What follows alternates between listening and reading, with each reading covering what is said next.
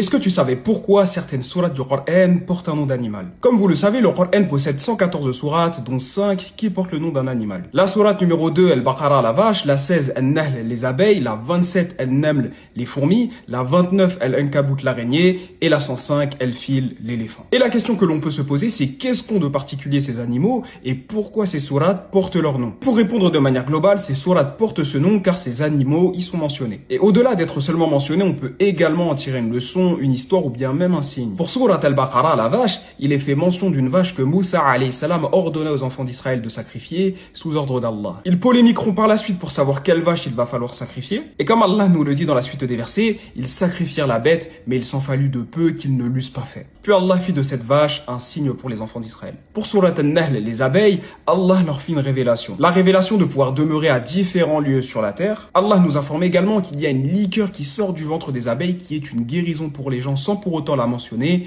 mais qui est le miel. Pour sourate An-Naml, les fourmis, Allah nous fait parvenir un récit entre une fourmi et Sulayman alayhi salam. Cette fourmi a averti les autres que Sulayman ainsi que son armée arrivaient et qu'elle devait rentrer dans leur demeure pour s'en prémunir, sans quoi Sulayman ainsi que son armée pourraient les écraser sans s'en rendre compte. Dans sourate Al-Ankabut, l'araignée, Allah nous fait une parabole entre l'araignée et le shirk, avec ceux qui espèrent obtenir protection avec des divinités en dehors d'Allah, et avec la toile que se tisse l'araignée, sa maison, qui est très fragile. Cette croyance qui est d'avoir des protecteurs en dehors d'Allah ne repose sur rien, et ils ne te seront utiles en rien. Et enfin, dans sourate Al-Fil, l'éléphant, il nous est raconté le récit des gens de l'éléphant. Abraha était un homme qui voulut détruire la Kaaba. Il a donc réuni une armée avec des montures qui étaient des éléphants afin de piétiner la Mecque. Mais Allah déjoua son plan en envoyant des oiseaux qui leur lançaient des pierres d'argile. Faja'alahum ka'asfim ma'kul, et il les a rendus semblables à de la paille mâchée. Voilà, tu en sais un peu plus sur ces 5 sourates du Coran qui portent un nom d'animal. N'hésite pas à partager cette vidéo autour de toi pour obtenir la récompense d'avoir propagé un peu de science. Et assalamu alaikum.